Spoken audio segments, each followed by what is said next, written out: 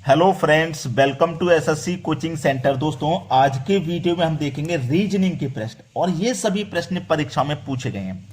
यहाँ पे दो क्वेश्चन लिखा हुए हैं। पहला क्वेश्चन ये रहा, दूसरा ये रहा। पहले क्वेश्चन में ये जो संख्या है, ये संख्या क्या आएगी ये पूछना है। दूसरे क्वेश्चन में कुछ भी मिसिंग नंबर नहीं है। जब कुछ भी मिसिंग नंबर नहीं होता है तो हमें वहां पे ऑड नंबर पता करना होता है, यानी कि गलत संख्या हमें पता करनी होती है क्या है। ठीक है, तो चलिए यहां पे देखिए, यहां क्या आएगा वो बताना है। देखो, सीरीज को हम देखेंगे, 2 के बाद 6 हो गया, यानी कि बढ़ गया, फिर घट गया, फिर बढ़ गया, फिर घट गया, फिर बढ़ गया। इस तरीके से सीरीज है और फिर बाद में बढ़ती हुई जा रही है। ऐसी सीरीज कभी भी रहे तो उसमें आपको हमेशा एक संख्या को छोड़ के चलना है। जैसे 2 के बाद एक संख्या को छोड़ देंगे 4 आ गया, फिर एक संख्या को छोड़ देंगे 8 आ गया, फिर एक को छोड़ देंगे 16, फिर एक को छोड़ देंगे 32। तो कुछ समझ में आया? 2 से 4 हुआ, यानी कि 2 का 2 गुना 4, 4 से 8 हो गया, यानी कि ये भी 2, 4 का 2 गुना, 8 से 16 हो गया, यानी कि ये भी 8 का 2 गुना, और ये भी फिर 2 गुना, फिर यहां पे क्या हो जाएगा 32 का 2 गुना 64। अगर ये संख्या भी करनी होती तो ये हमें पता लग जाती 64, लेकिन ये नहीं पता करनी ये। अब जो छोटी हुई संख्या उनमें बनाइए, 6 से 9 हो गया, 9 से 13, तो 6 में यहां पे देखो 3 जोड़ रहे हैं, 9 से 13 हो गया, यहां हम 4 जोड़ रहे हैं, फिर 13 से 18 हो गया, देखो यहां 5 जोड़ रहे हैं, तो यहां पे अब कितना जोड़ देंगे, अब 6 जोड़ देंगे, तो 18 में 6 जोड़ दीजिए, 24 हो जाएगा ना, सीधा सीधा 24। तो ये संख्या फाइंड करने के लिए उसने बोला था, तो 24 हमारा आंसर आ गया। अगर इसको भी फाइंड करने के लिए बोलता तो यहां पे हमारा 64 आ जाएगा। अब देखिए दूसरा क्वेश्चन यहां पे लिखा हुआ है, यहां पे हमें गलत संख्या पता करनी है। गलत संख्या, ऑड नंबर मालूम करना है। कैसे पता करेंगे यहां पे ऑड नंबर को? संख्या को देखेंगे, पहले 2 से 5 हो गया, बढ़ गया, 5 से फिर बढ़ गया, फिर घट गया, ऐसे कुछ हो रहा है, फिर बढ़ रहा है, फिर बढ़ रहा है, फिर घट रहा है, ऐसे कुछ हो रहा है। यहां पे भी मैं क्या करूं, जब बढ़ रहा है घट रहा है तो एक संख्या को छोड़ के चलूं क्या? भाई एक संख्या को अगर मैं छोड़ के चला तो क्या मेरा रिलेशन बनेगा? देखिए यहां पे क्या होगा, अगर मैं इन दोनों संख्याओं का मल्टीप्लाई करता हूं, 5 दुने का 10, अगली संख्या मिलेगी।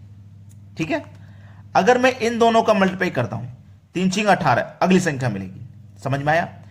अगर मैं यहां पे भी इन दोनों का मल्टीप्लाई करता हूं, 4 सत्ते 28, तो यहां मुझे अगली संख्या 28 मिलनी चाहिए थी। 28 होना चाहिए था यहां पे, इन दोनों के अकॉर्डिंग 28 होना चाहिए था, लेकिन यहां 30 दिया गया है, तो ये 30 हमारी गलत संख्या है। 30 हमारा गलत संख्या है। ऑप्शन सी हमारा सही जवाब हो जाएगा। क्लियर है ना? चलिए आप देखेंगे अगला क्वेश्चन। अगला क्वेश्चन है, बहुत ही अच्छा क्वेश्चन है। यहां पे इस तरीके से आप चलेंगे तो ऐसा नहीं है कि आपको बड़ी संख्या मिल जाए। नीचे को चलेंगे तो हाँ, नीचे की तरफ तो समझ में आ रहा है कि बड़ी संख्या चल रही है। 8 और 7 से बड़ा होता है 10, इन दोनों में से भी बड़ा। लेकिन प्रश्न को कैसे बनाएं? ऐसे बनाएं या ऐसे बनाएंगे? इस तरीके के क्वेश्चन को दो ही तरीके से बना सकते हैं, या तो आप ऐसे बना सकते हो या आप ऐसे बना सकते हो। ठीक है, क्या करूं मुझे कि ये क्वेश्चन मार्क वाली संख्या पता लग जाए। चलिए अब यहां पे देखो हम क्या करेंगे।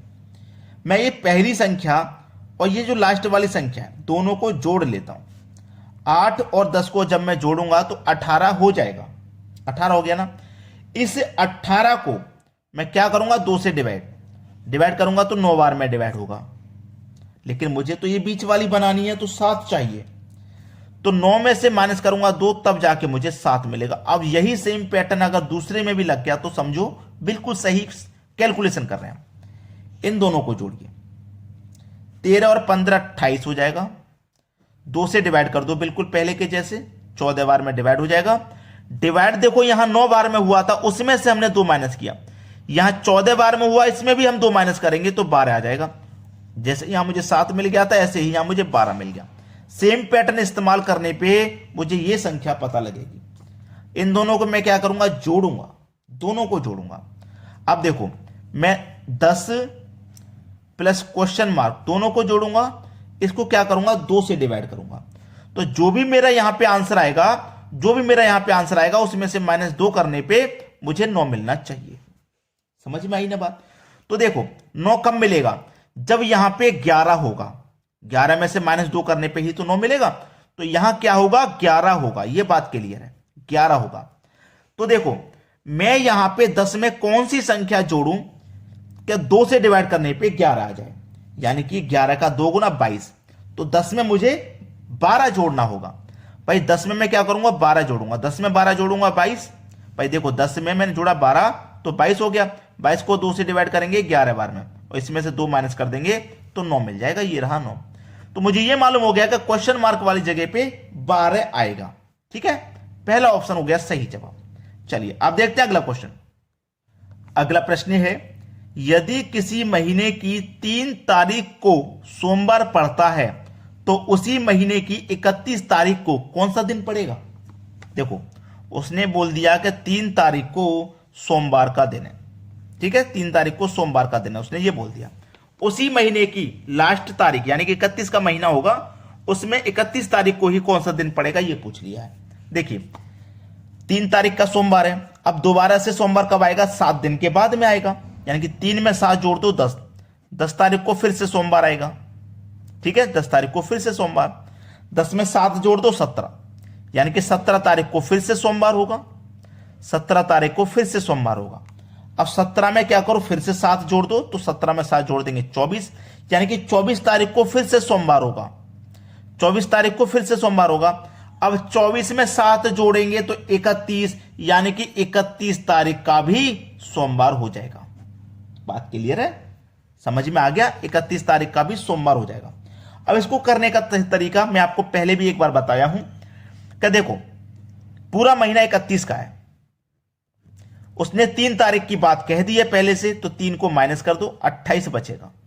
कितना बचा, 28। 28 में क्या करेंगे, 7 से डिवाइड, क्योंकि एक हफ्ते में 7 दिन होते हैं। ठीक है, एक हफ्ते में 7 दिन होते हैं, 7 से डिवाइड करेंगे, 7 से पूरा पूरा डिवाइड हो रहा, कुछ भी रिमाइंडर नहीं बच रहा, 0 रिमाइंडर बच रहा है, पूरा कट रहा है, 0 रिमाइंडर बच रहा है। जब कुछ ना शेष बचे, 0 बचेगा, तो वही दिन रिपीट के होगा, रिपीट होने के बाद वही दिन होगा सोमवार। अगर एक शेष बचता तो सोमवार में हम 1 जोड़ देते, मंगलवार, 2 बचता तो 2 जोड़ देते, लेकिन कुछ भी नहीं बचे तो समझ लो वही दिन रिपीट हो जाएगा। बात समझ में आ गई। अब देखते हैं अगला सवाल। अगला प्रश्न है, 1 सर्कल, 2 सर्कल, 3 सर्कल, तीनों सर्कल में संख्या है और यहां दिया गया है मिसिंग नंबर, यानी कि यहां पे कौन सी संख्या आएगी वो आपको बताना है। पहले तो यहां पे रिलेशन बनाइए। देखो ये कॉर्नर वाली संख्या ना, इसका मतलब ये संख्या कैसे आई, ये संख्या कैसे आई, इस तरीके से अगर मैं सोचूंगा तभी यहां तक पहुंच पाऊंगा, ये कैसे आएगी। तो 52 है, 6 है, 4, कुछ तो करूं मैं जिससे कि मेरा ये 4 है। यहां पे ये मेरे पास क्या है, 52, यानी कि 52। मैं क्या करूंगा, इस 52 को लिख लेता हूं। ये क्या है मेरे पास, 6 है, इस 6 का मैं क्या करता हूं वर्ग, यानी कि 36। ठीक है, अब इसमें से इस संख्या के वर्ग को मैं घटाऊंगा। ठीक है, 52 में से 16, 14, 36 घटाऊंगा, 16 बचेगा। ठीक है, और 16 का स्क्वायर रूट 4 होता है, मुझे ये 4 इसलिए यहां दिया गया है। ऐसे मैं 34 को लिखूंगा, इस संख्या के वर्ग को घटाऊंगा, यानी कि 9 को घटाऊंगा, 34 में से 9 जाएगा 25, और 25 का वर्गमूल क्या होता है, 5 होता है, तो मुझे ये 5 मिल गया। ये मेरे पास क्या है, 68 है, इस संख्या के वर्गमूल को घटाऊंगा, यानी कि 64 को घटाऊंगा, कितना बचेगा, 4, और 4 का वर्गमूल 2 होता है, मतलब यहां पे 2 आएगा। मैं बता रहा हूं, अगर मैं इसको इतनी आसानी से नहीं बताता, बहुत से प्रश्न में बच्चे कर ही नहीं पाते, पता नहीं क्या होगा इसमें, नहीं कर पाते, पहुंच ही नहीं पाते लॉजिक तक। अभी भी लाइक नहीं करोगे क्या, इतना अच्छा वीडियो मैंने बनाया, इतने अच्छे अच्छे क्वेश्चन बताए, अभी भी लाइक और अभी भी शेयर नहीं करोगे क्या। सभी के पास तक शेयर कर दो जितने भी बच्चे तैयारी कर रहे हैं। ठीक है दोस्तों, धन्यवाद।